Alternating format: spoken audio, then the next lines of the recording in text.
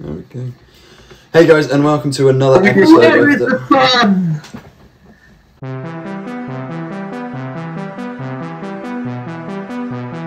Hey guys, and welcome to another episode of the Pewhub Podcast. Today we're talking about what it really takes to open and run a site. And today we're joined by Tim of MidWales Airsoft and C3 Tactical. Tim, introduce yourself, say hi. Hello! And of course, as always, joined by my co-host Mike. He's apparently washed his hair for the first time in 3 years. Thanks, mate. So, Tim, obviously you run and own and whatever 2 sites. What does it take to really get into it? Because it sounds like it would be a fun idea to anyone, but it's probably a lot more complicated than that.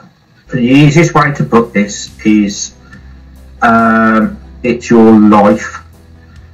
Every waking moment from your life, from the moment you decide to start, think, oh yeah, it's a good idea to run a site, you can forget because there's so much work involved. But if you think it's great fun, it's just going to be, we'll just turn up, oh, my dad's got a field, we'll go and use that. It's not as simple as that. The work that's involved behind the scenes with safety and just setting up and getting your basic shit together it literally takes up all of your time. I mean, with the two sites that we've got, the risk assessments on the sites themselves sounds really boring. The assessment, boring shit. The risk assessment book's about that thick for each of the sites of everything, and that alone, doing them, like I say, it's not. Honestly, it's fun after you've done the initial setups, but you've got to remember that whilst you're there and you're on site, the responsibility that you've got is for all these other people that are there, and to make sure that all those other people finish their day with still their bits intact. They've still got the fingers off the thunder flashes, and they can still see when they want to drive home, and there's a massive responsibility involved in it all. It's easy hard work, but there's fun times, and it's not all doom and gloom, but you've got to be ready to spend a lot of time in it's absolutely ridiculous. We started off literally running the one site and setting that up, and we did it as most people, I think, when other people think about, hey, it'd be a great idea to set a site up, and we started down that route, and then we thought to ourselves, oh, wait a minute, let's get some friends in, so we get some extra friends, and then you think to yourself, shit, our landowner wants paying, so we need to pay him. So we thought, I know, we'll do a couple of hires, we get more people interested, and then as soon as you do even think about anything like that, you've got to get your public liability insurance, and that's going to punch you in the gonads straight away, because that's through the fucking roof. And thanks to COVID, it's got worse. Our insurance it's gone up by about 25% since COVID, and how COVID affects our public liability insurance, I don't really work out how you're more likely to have an accident because of COVID. I don't think it does. I think it's the insurance companies haven't had any income because everyone was locked in a house and unable to have accidents. Yeah, probably. Yeah, it's just it's mad. But yeah, it just it's been hard work after the COVID now, thinking to ourselves, we'll carry on because of what's involved with it all. But we're stupid people, and we like to give other people a damn good bloody time. And being in Wales here, there's not that many sites. So fuck it, and we'll crack on. Basically, that's really what it's all about. So we have great fun. There's a great group of people, and that's really what makes your site, is the help that you've got. You've got to have a great bunch of people with you. If you're thinking, if there's just a couple of you ain't going to do it. You need a lot of people in the behind the scenes. I've got tissue, runs all the blinking media side of everything, Facebook accounts and all, emails and everything. And then I just sort of turn up at the game and sort of read out the safety brief and then go, fuck off everybody! No, it don't quite work like that, but it's that sort of thing. The things that go on behind the scenes, game day,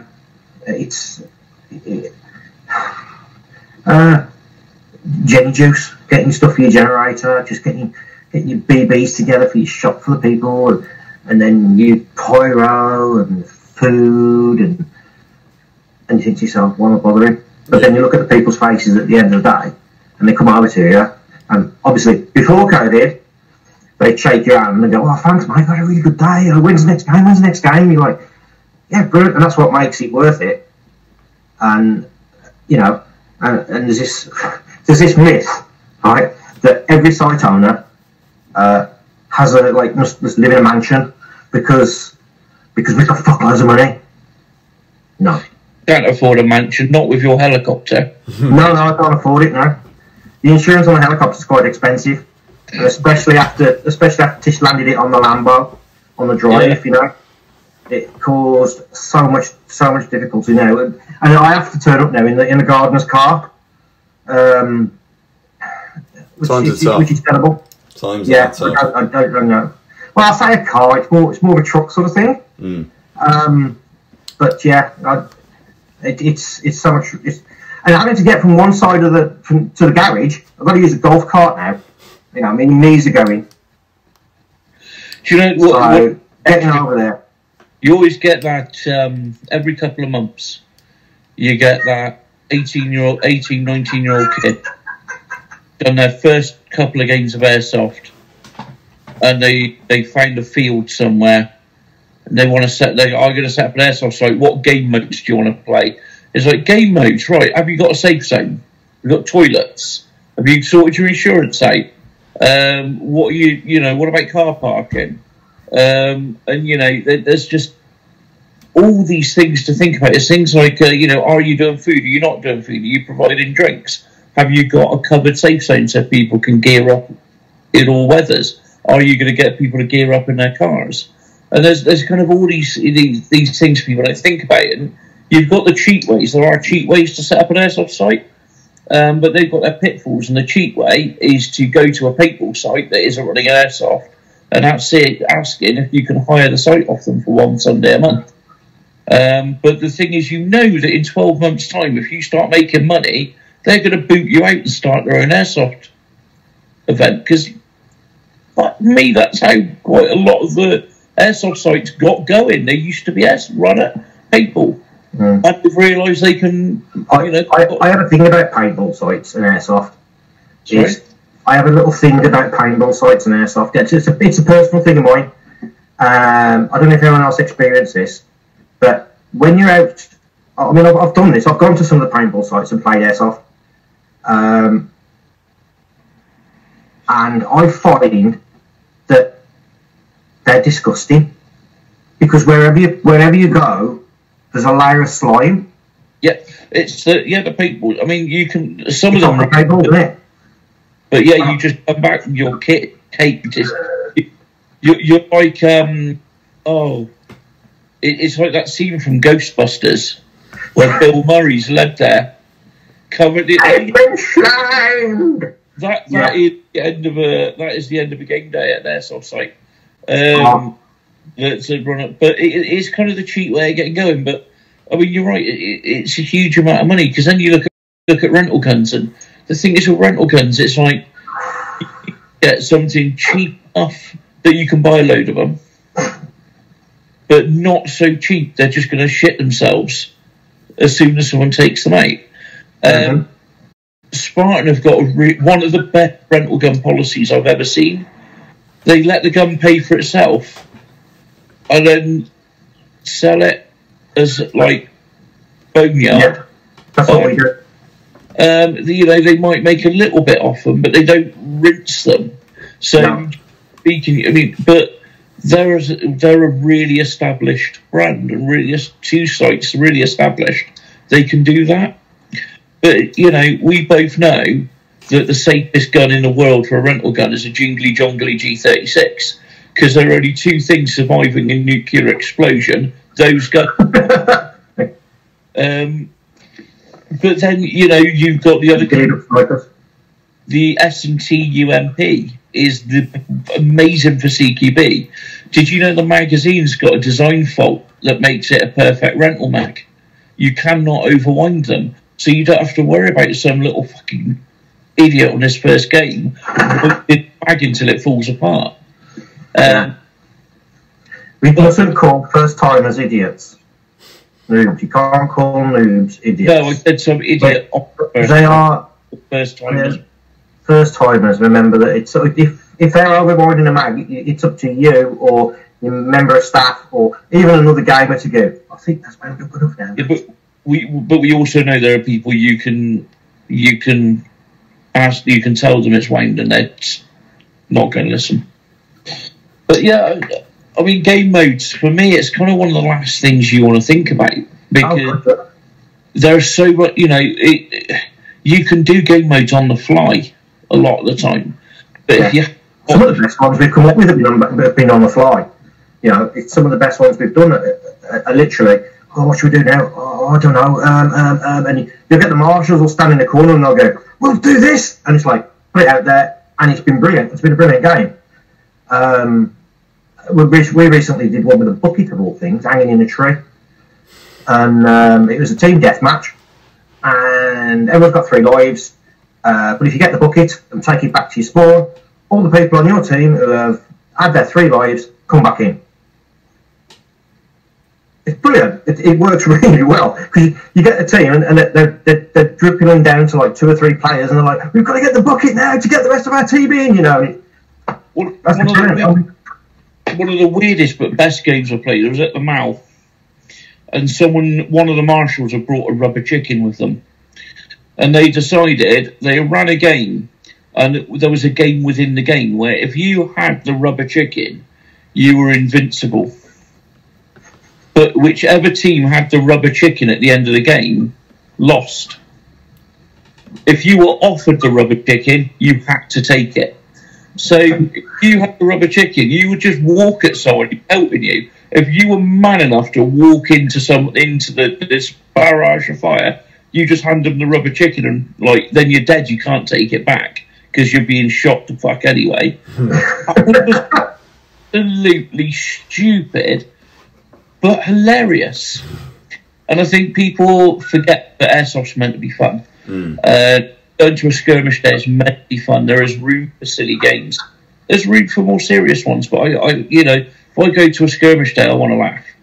I want to walk around doing the Jurassic Park theme badly as we're moving in for an attack. I go to milsims and things like that for being serious. But But you're right. I mean, there is so much paperwork involved, and I was figuring a little bit when you said about it takes over your every waking life because it's not just the setup; it's the ongoing running. And I'm not even talking about maintenance on site, which we'll go into in a minute. I'm talking about the players that message you at 3 a.m. and get shitty that you've not responded to them by 3:02. The people that read your Facebook on Christmas Day to find out when you're open. The message on Boxing Day, no, because I would actually like to spend some time with my family. And it's the fact that if your site opens at 8, you probably got there at 6, and if you shut at 4, you're probably still there at 6 or 7 because you've got the set up and the pat down, the clean down. And these are all things that people think are going to be easy, and they just assume that if you leave bin bags out, people will put their rubbish in the bin bags. No, they don't. They just leave it on tables for you because, you know, you're the hired help. And one that grinds me is paper, plastics, bottles and cans. Fairly simple. Paper, plastic, but they mix them up. And they've got big fucking labels next to them, cans only, bottles only, and you're like, always putting cans in with the bottle. Hang on, I might be able to solve this one for you. Your sites are in Wales, yeah? Things in both English and Welsh. Don't. God, no. Oh my, you wouldn't believe some of the stuff, right? I'm going to tell you a quick little story what my ex-wife did to me, right? My ex-wife, she's English, but she was learning Welsh because she was doing a thing for the Welsh playgroup. She wanted to work at a playgroup. Anyway, I was working within the council at the time, going around council doing these pack testing and all that sort of crap. And Rob looks like he's about to fall asleep. It's not that bad, Rob, honest. It's funny at the end of it, aren't I? Wake up. Is it getting interesting yet? Yeah, this gets interesting. Well, anyway, she goes, "You're in County London, aren't you?" I went, yeah. She goes, "I've got something for you." She goes, "This will show you that like you're learning language and everything." I goes, "Go on then." She says, "I've got a phrase for you. So if somebody asks you if you want a cup of coffee, you say this." And she went, "I goes, what's that?" She went, "Green coffee from I mower." Right? Now, I assume that means I would like a cup of coffee in Welsh. Yeah. So anyway, I'm in County Hall doing me bits anyway, and this lady comes over to me and she goes, "Would you like a drink? Would you like a drink?" I'm like, I've got a chance to use my phrase.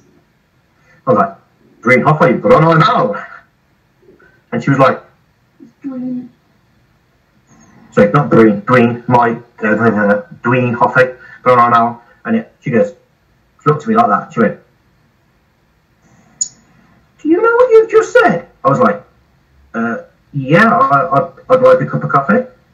And she went, No, you've just said I like big breasts." I was like, "It's also true."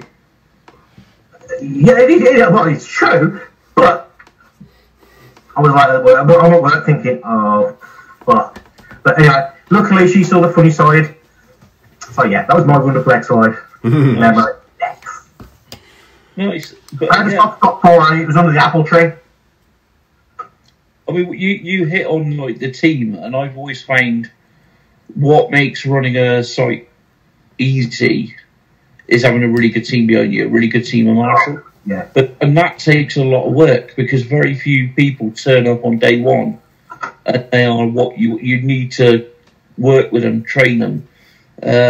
Because I think we've got fairly similar outlooks. We look at customer service and safety being the two most important things. I mean, who wants to pay to turn up on a Sunday morning and have someone who thinks they're the gunnery sergeant Hartman calling you a maggot and screaming at you to hurry up? I don't like raising my voice on site. If people don't want to come to a game briefing, they're not playing the game. If they don't come to the safety brief, they're going to miss the first game because they're going to get their own private safety brief. Yeah. If they chrono, we're going to chrono them during the first game, None of it's rocket science. When you want marshals who, especially doing CQB. CQB is such a different animal. You've got to not mind getting shot all the time. Sunday, I was double tapped in the right testicle. I've got to admit to the guy who did that is some serious fucking skills when you consider the size of it. Oh, it's bigger now. I bet it's a bit bigger now, but when you think about it, I mean, for the BB, I mean, to get that into that spot... He is twice the size, admittedly. So he's like that now. Yeah. But, you can't get mad about it because the guy at CQB, the guy popped round the corner, saw a body and shot. It wasn't done on purpose, so you can't get mad. And I firmly believe, especially in CQB, if there's a marshal, if you're not getting shot, you're not in the thick of it. You're not watching the game. You stood in the middle of it, but not obstructing, and so you're gonna get hit. You're gonna get. I off if it's done on purpose. And I, you know, it is different, but you know, I'm lucky. We're building a really good team out at Spartan. Team Spartan are getting stronger. It's really good. When I was at Bristol Airsoft, we built up a really good team of marshals. And everyone just gelled and worked together, and there were no egos, and everyone just got on and ran the event. And you know, people don't look at that as, oh, my team are marshal. And the trouble getting an airsoft team to marshal is, let's be honest, there's going to be a couple of dickheads in it, and dickhead marshals kill a site instantly. Oh, fuck yeah. Getting the right people to be marshals is difficult. And if you're asked, what we do is we'll watch people, and we don't even consider anybody for a marshal position unless they've done at least 12 months playing, first of all. It's 12 months. Also, I really think it's not just 12 months, but it's 12 months at the site. Because I mean, we're going to watch them for 12 months before we even think about asking them. Yeah. And then when we ask them, they're put through our marshal training course, which is a customer service course, as well as health and safety wise of it, and how to marshal. They then get shadowed by a marshal, or they shadow a marshal, I should say, for a period of time before all the other marshals. We have get together, we have a little conflab. Are they up? You know, have they got the right temperament? Because it's no good having somebody that you get two players and they start kicking off, and you know, your marshal comes flying in there. You want somebody who can calm the situation down and sort it that way, because again, you know. But then again, you've got two players wanting to kick off at each other. You also need somebody who's willing to stand between them. Yeah. You know what I mean? You've got to stop that confrontation, and finding the right people who are willing to do that. Yeah. Who can be nice to somebody who they really, really probably don't like. Sometimes you get we'll call them customers. You'll get a customer that's there who's playing, and they might be the biggest dick in the world, but not the way that they're playing. But they, you know, you might look at them and you think, I don't like you. You're a bit of a dickhead. You are. I know, and they might act like a knob end in the safe zone, but they're not doing anything that you know that you would kick them off the side for. But they're just dickheads.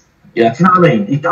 You don't get it very often, but you can get somebody like that, and you want your marshals and that to be able to deal with people that they may not like, and it could be somebody that they may know in real life, if you get what I mean, out of airsoft, who turned up to the game, but they need to be impartial for that period of time. And we do say to our marshals, you know, because everybody looks after everybody else, that, you know, if you can't deal with somebody, come and speak to one of the other marshals, come and speak to himself, come and speak to Tish, come and speak to, you know, one of the head marshals, and we'll deal with the situations.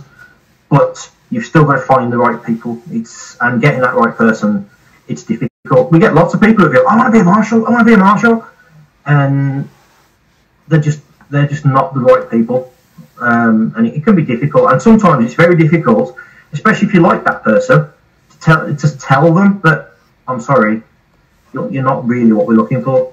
Yeah, the key thing is it's not for us, because they might suit the vibe of another site, technically. Like, like how the wrong marshal can kill things. We were playing a site in the southwest, and they tried a new game. The head marshal had wrote a new game, and he tried it for the first time, and it just didn't work. One of the guys who plays with us followed the rules to the letter, even checked with the head marshal that what he was doing was correct. Got accused of cheating at the end of the game. The head marshal called everyone together, said no, he wasn't cheating. He checked with me, he was following the rules.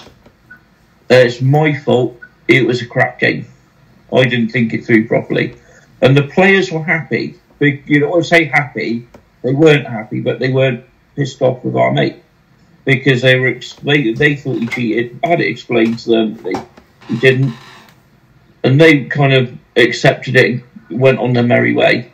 We get back to the safe zone, we're loading up for the next game, and one of the marshals came and sat with us, And you know when you get someone sat there and they clearly want to say something to you. And I said, have you got something to say? And he went, yeah, well, you might have just said that wasn't against the rules. But we've got to say it here, don't be a dick.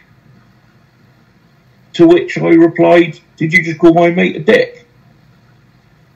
Oh, no. And he ruined the day for us. We've never been back. That was probably about 2 years ago. We will not set foot. No, it's probably longer than that. It's probably nearer 3 years ago. We will not give them our money. We will not set foot back on that site. They will not get my money. Because and that marshal, I don't think is even there. But they allowed someone with that attitude to marshal for them. It was reported and nothing done. And rather than kick up a fuss, I'm just not going back, because after an issue is dealt with, the head marshal's dealt with a problem. What fucking right has that marshal got to continue trying to deal with it in such a ham-fisted way? Yeah. Actually walking up to someone, he may as well have walked up to my mate and gone, "You're a dick," because he don't be a dick. Well, why would he say that to us unless he thought our mate was being a dick, or was he just making a statement? And why was he making that statement to us? Did he go to every group of people there and say it? No, we were singled out because people complained and he didn't agree with the marshal that although the game was shit and badly thought through, our mate had done nothing wrong. And it infuriates me, because I've had people do that on sites I've been involved in that have done similar things and killed an event. And it ruins everyone's hard work.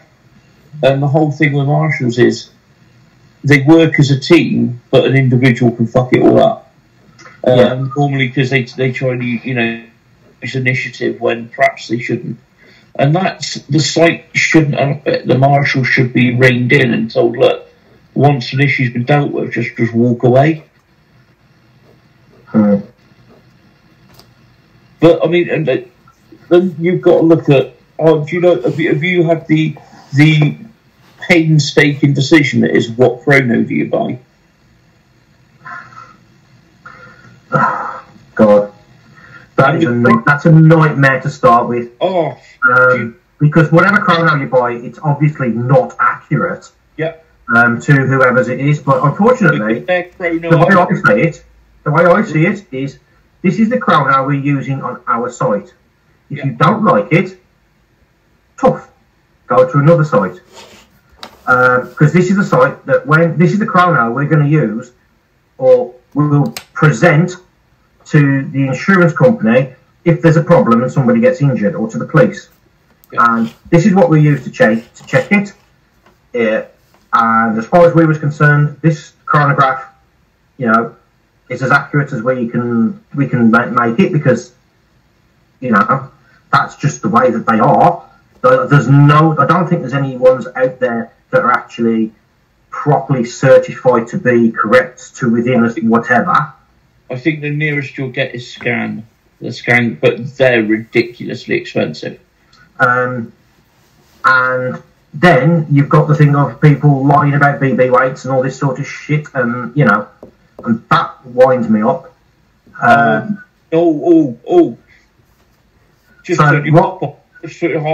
It reduces your FPS. Oh yeah, spit down the barrel. That works.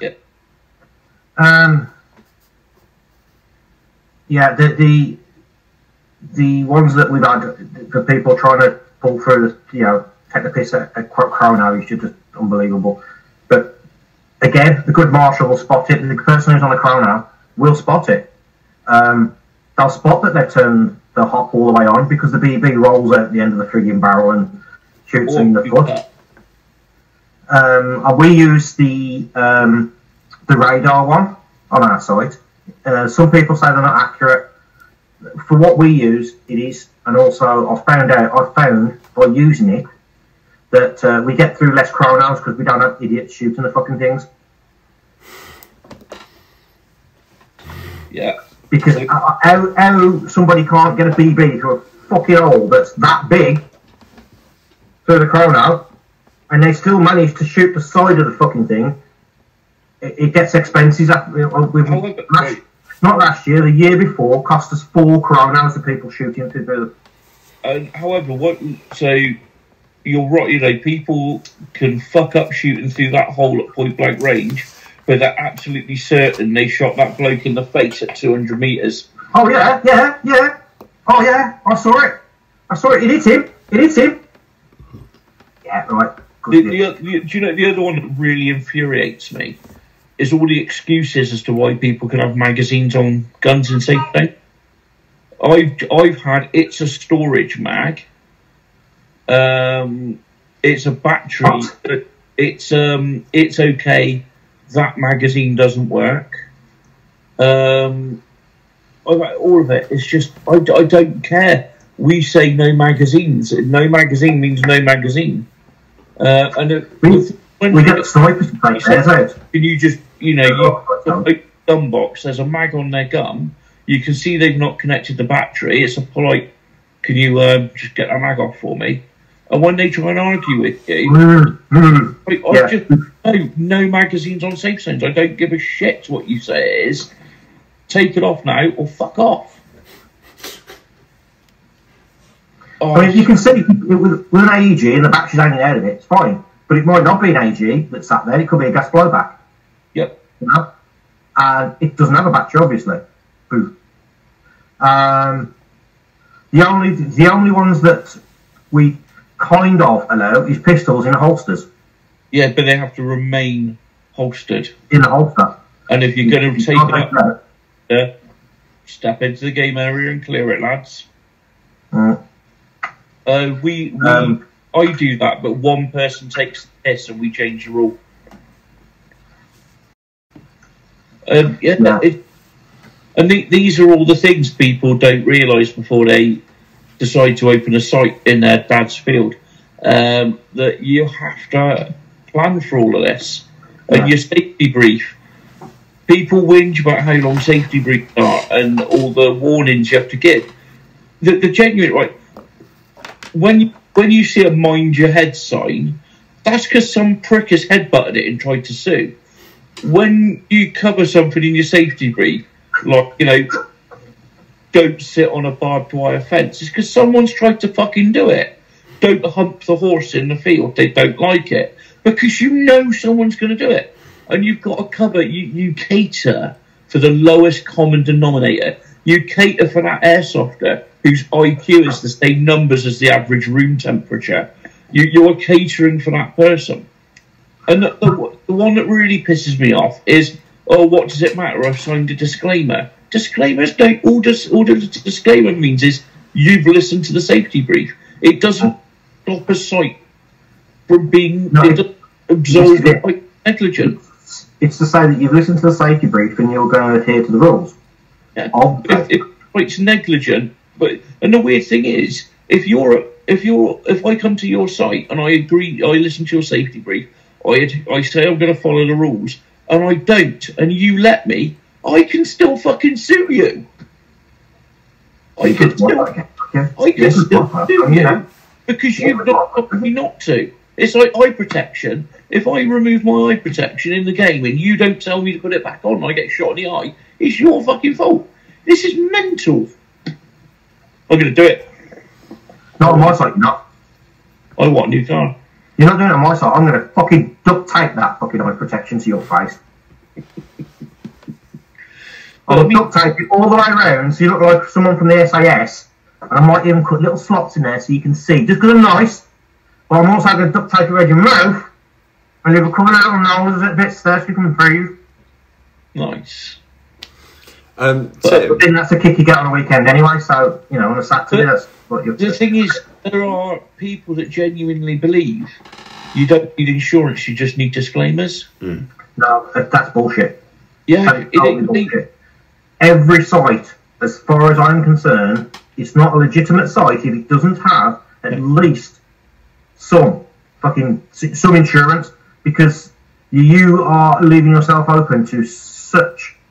Okay, if you don't want to keep your house, fuck it then, you know, because that's what you're going to lose. You're going to lose everything, because they will, you know, if somebody gets shot in the eye or something like that, they lose their vision, and you could be talking hundreds of thousands, millions of pounds.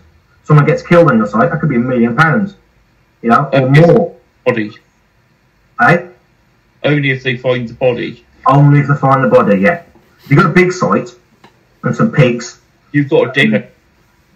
Yeah, or you wrap it in barbed wire, right? But firstly, you wrap it in barbed wire, then you put chicken wire around it, get plenty of weights, and then lob it in the pool, right? It won't come up because when it body swells, the barbed wire will actually burst the gases in within the body. It'll stay within the mesh, the chicken mesh, and stay under the water. That way they don't pop up to the surface again. And say, "Oh, I'm a dead body." Both your sites in the middle of farmland. There's got to be a pig farm nearby. Oh yeah, most of them. I mean, on our site we've got the water splashes, mate. We could lose anybody in some of them. I mean, some of them are pretty fucking deep, and I'm quite sure we've lost players in them. Yeah. There's one, I don't really feel about lost players aren't injured or dead, though. Eh? Lost players aren't injured or dead, so don't affect your insurance. Exactly. They've got to find them, and they've got to put a claim in. So, Tim, it's amazing what you can do with electric drill to the kneecap. That'll stop them claiming. What would you? Yes, I would. What I said was, so what would you say is one of the most unexpected problems that you ran into whilst running sites? Like the most crazy out there thing that you don't think that would ever happened. Oh, now you're saying, oh right, unexpected problems. Hang about, I'm going to have to consult. Fish? Yeah. Unexpected problems that we've run into in a site. That we wouldn't have expected ever. Players doing things that we would never have thought of, and then us having to make rules up around those things that have gone on. Yeah. If any of you guys heard that one. Yeah. One of the most unexpected things we get, right, is you'll get players. This is some of the players that are out there that they like to bend the rules, and you'll say in the safety brief, oh yeah, the boundaries of this, blah blah blah blah blah blah blah, and they'll go, and then you'll catch somebody cheating, and you'll say to them, what are you doing there? Well, you didn't say we couldn't do that. And you're like, yeah, but I also didn't say you could hit yourself in the face with a hammer. But are you doing that? You know, that blows my mind. That makes the game briefs ridiculously long, safety briefs ridiculously long, because you've got, I'm going to call them dickheads, who decide to try and bend rules, and they know they're breaking the rules, but they push it in such a way. Well, you didn't say we couldn't. We went just to the other side of the hedge, but we weren't in the field next door because we were still in the hedge. And you're like, no, you was in the field next door because you was through the hedge. And, no, we went through the hedge. We were sort of in the hedge. You know, that sort of shit. That winds me the fuck up.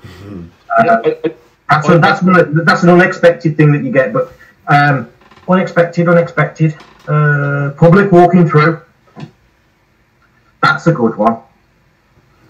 You've got to be careful that wherever your site is public footpaths, because the members of the public can get rather shitty. So on that tack, Tim, when I was new to airsoft, most games were like going to an illegal rave. You got a text the night before telling you what.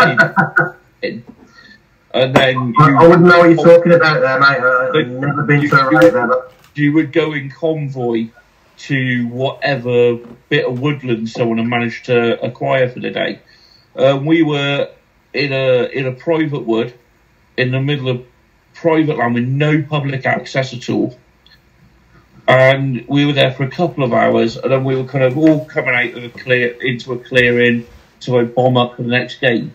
And these two armed response police came wandering in, and they were just had sidearms on them, and we were there like M4s, 249 sniper rifles, you name it. And these two coppers put their pistols on the ground, their hands up, goes, lads, we just want to talk. So I stopped laughing.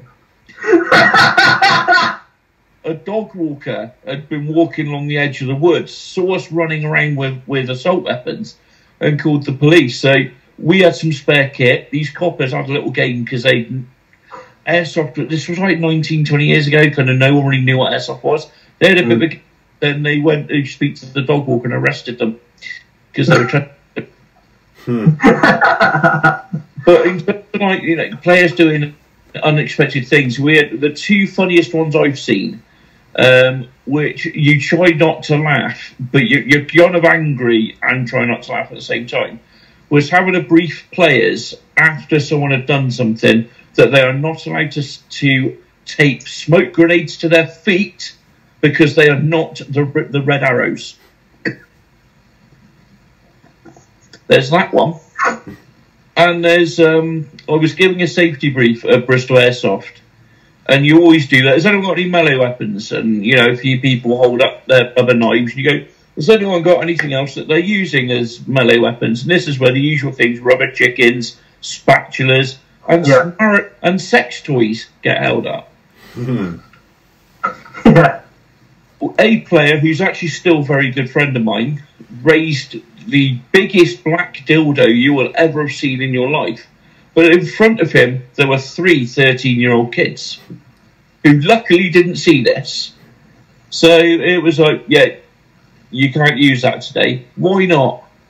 Because if you touch one of those 3, you're going to prison.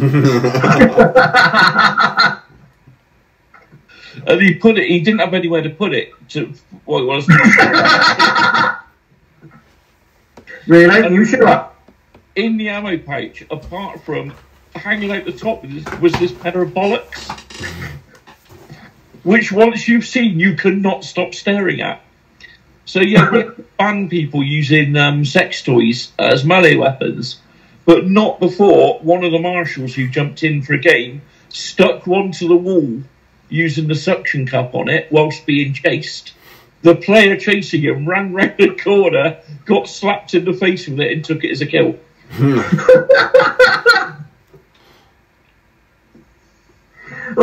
mean, that's airsoft for you, isn't it? You know, it's the idea is to have some fun and just to enjoy yourself. And if you can see things like that as being a big laugh and not take offence, because I mean, there's people out there who proper take offence to shit like that.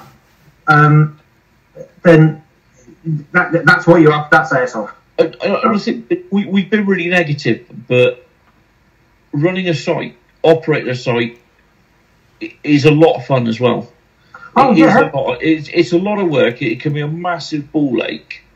Yes. But like you said, it's when you get that thank you. What you tend to find, and I had this when I left Bristol Airsoft. It was kept kind of quiet that I was leaving until pretty much I left.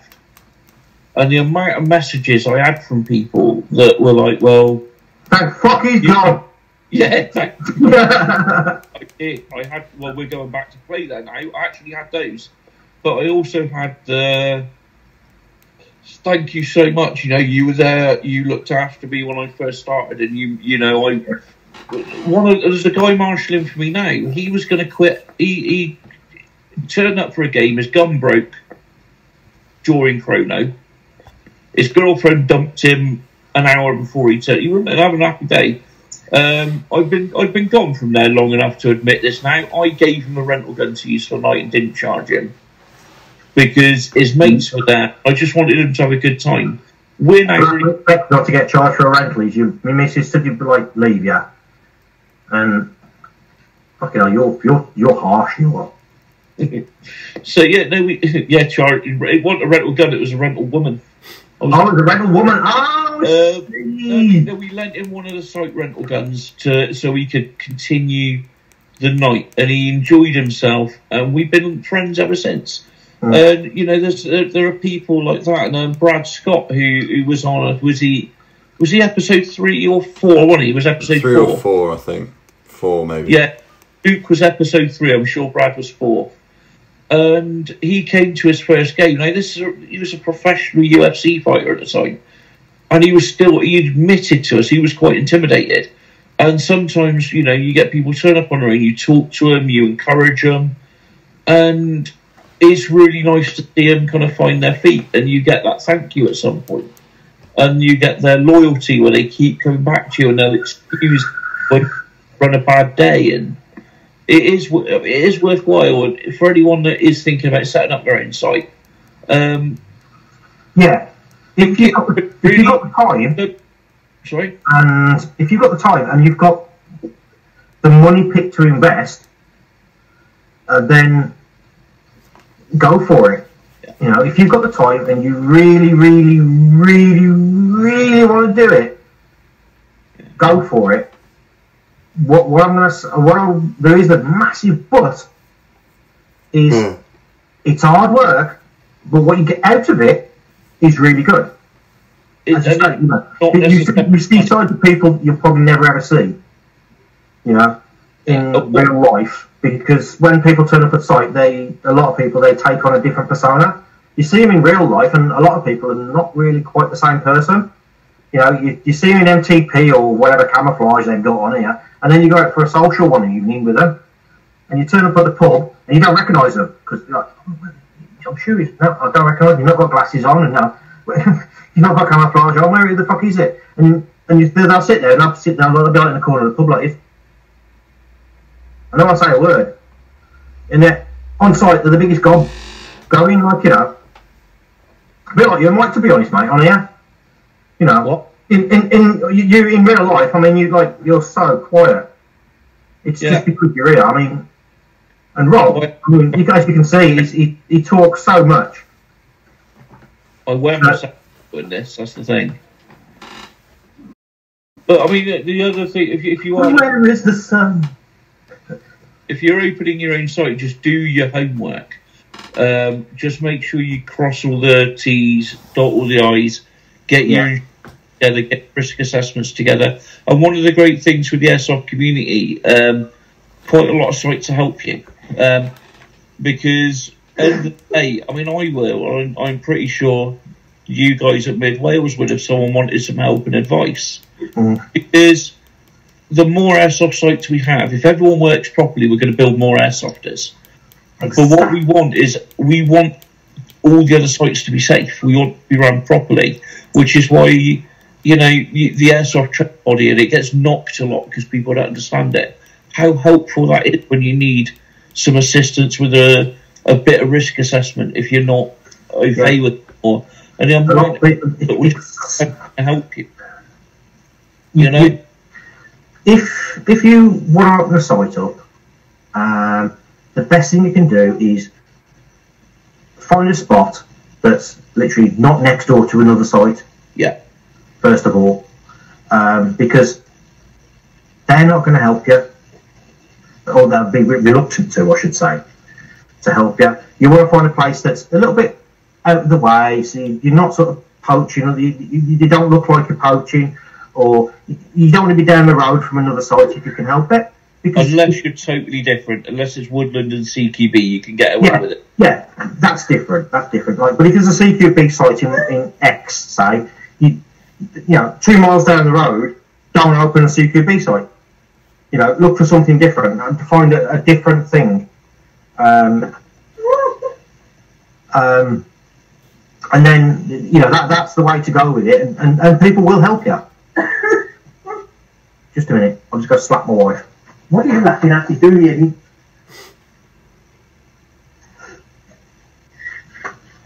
I think my wife's having a fit on it.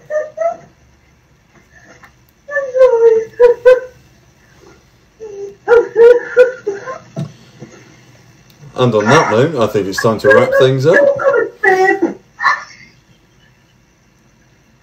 Tissy's trying not to choke on a grape, apparently. I wish you could.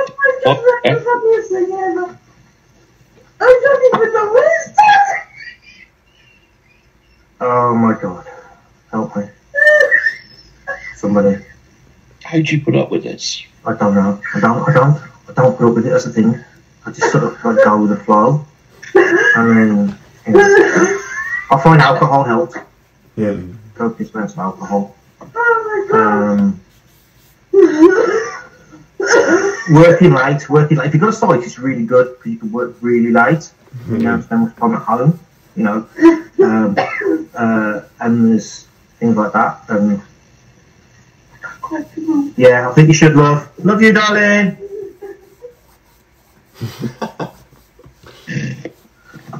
So what's your wife? My wonderful wife, my other half, gotta love her. I'd be lost without her, to be honest. She kicks the Mac. She won't let me out the house. Yeah, no, right, where was we? Yeah, working late, never seeing you home. Yeah, working late, yeah. You'll work lots of time, lots of hours, and shit like that. But you'll meet the wonderful group of people that are out there, and you will bump into dickheads, and you'll have to deal with them. People like Mike and Rob and other people. Trent from New Pro, if anyone knows him, bit of a dickhead, like Trent. Herman and Danny from Red Wolf. I was going to say, yeah, Chairman Mao. Chairman Yak. Yeah. I mean, fucking great fun, to be honest. It's good fun. It's fucking hard work, but it's good fun at the end of the day. And I enjoy doing it. I'm not a lot about it. You have to see me face all the time and whatever. But at the end of the day, when you get that airsoft that comes up to you and goes, yeah, thanks, man. I've had a great day. It's been brilliant. And you like go, oh, brilliant. That's great. Oh, wait, do that. You know, oh, that's brilliant. And yeah, that's what it's all about. Running the sites.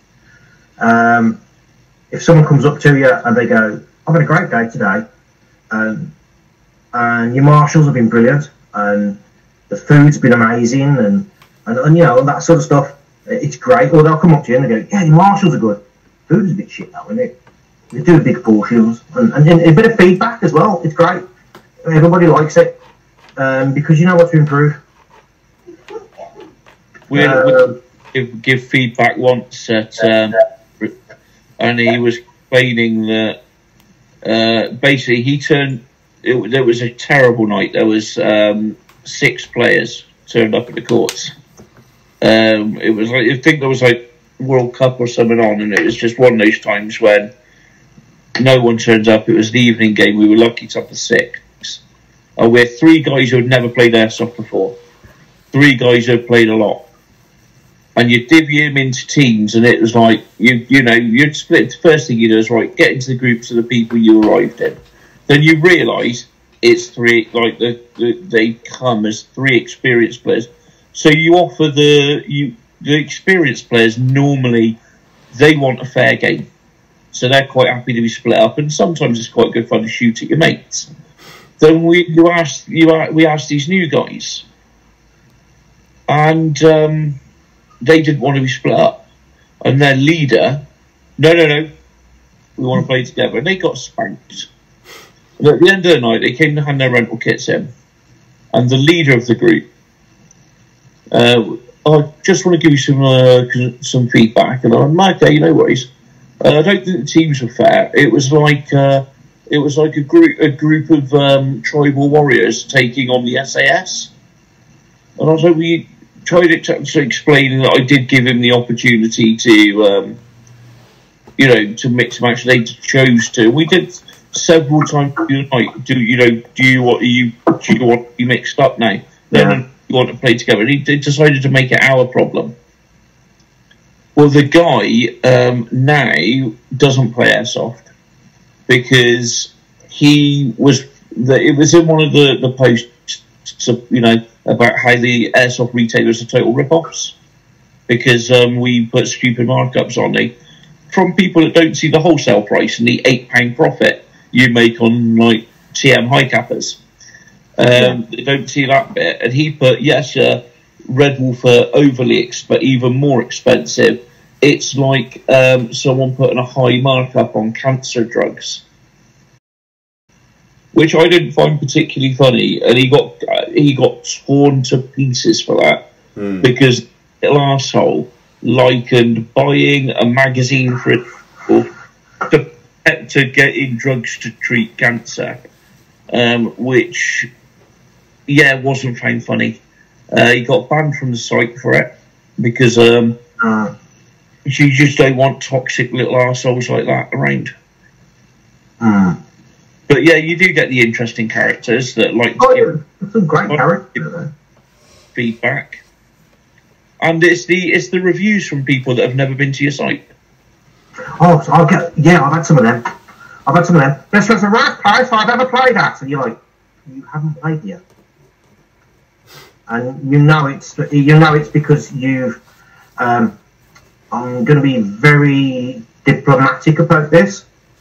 There's a certain sniper that's out there that we've already banned from our site. He's not been, although he was invited to our site a few years back by one of our site snipers. And because of the way this player has got stuff on the internet, we've watched his videos and we've gone, we don't want that guy because of the way that he plays. Is this the guy that shit, but he's really good at placing hit markers?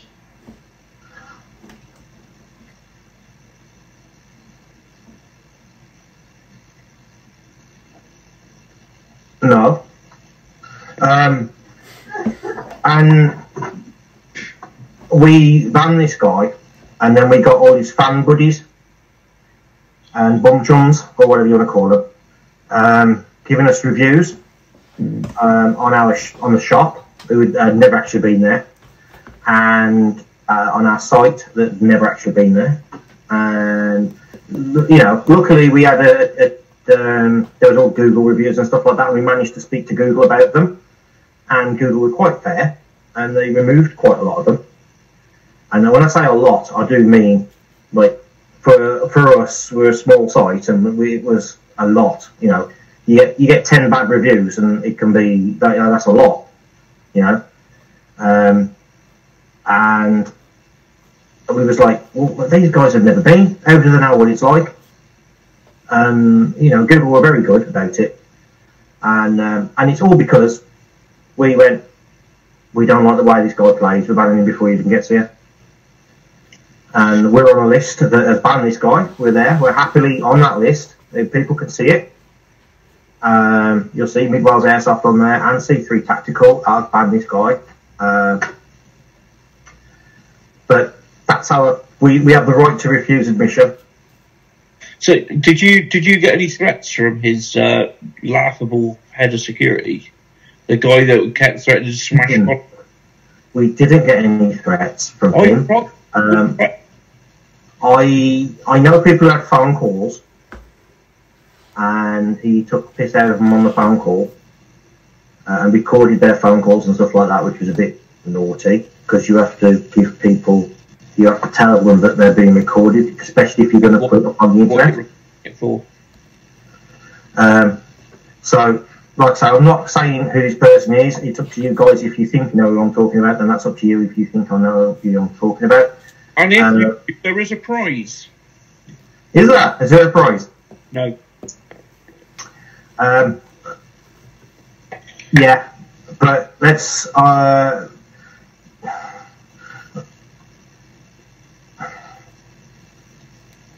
No, not saying it.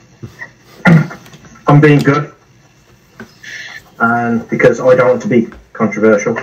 If you want to know who we're talking about, turn up to the weekend event at the end of July at C3 Tactical, where we'll be recording a live version of this podcast, and we will tell you the penis story that we've alluded to in at least 3 or 4 of these now. We can also talk about your minge story. We can talk about your minge if you want. I'll add that one into here. This one, you'll like this one. Right, we got. It sounds really bad, but it's not. Okay. One of our safe zones, we've got a shipping container, and it was supplied by a company called Yang Ming, and somebody went out there with some spray paint and sprayed over the N and the G of Yang, and then they added an E on Ming. So now we've got this shipping container with Yaminge. Was that person Tim? Aye? Did that person's name begin with Tim? Could have been me. So you can, you sit one side of the safe zone and you can look across and you go, I can see Yaminge from here. Now, this was working out a great bit of fun until one of our marshals had a chat to one of the girls who come to play, and she'd heard about this, but she didn't realise it at the time, and she walked across, and she got this little, like, short sort of top on sort of thing. I mean, it was quite short, and he just happened to go, he goes, I'm going to change the name to protect the innocent. Barry, I can see a minge from here. And she turned around and nearly slapped him. And it was really, again, it was one of those things you had to be there, but fucking hell, it was funny. And she was like, she was in mid-slap when she realised, like, It's definitely worth pointing out that at the weekend, Pewhub will be setting this bar up in your minge. Yeah. You can pop down there and have a drink from your minge. I think that just about wraps up everything we've got for today, really. Always end on a high, that's what I say. Thank you very much, Tim, for coming along, and also, like we said, end of July we will be in attendance at the C3 Tactical. Yeah, thank you very much for coming along. We know it's quite late, but happy days. Details for your sites and the weekend will be in the description for the video. Awesome, guys. Thank you. It's going to be a good one. Once again, thank you for watching. Thank you for listening. I hope you enjoyed it. If you did enjoy, give it a thumbs up. If you didn't, thumbs down. Maybe not. Keep it yourself. And also, yourself. Yeah. If you like what we've said, brilliant. If you don't like it, well, fuck you, or a wanker. We don't like you. Thank you very much for listening. This is the Pewhub Podcast, and we'll see you later.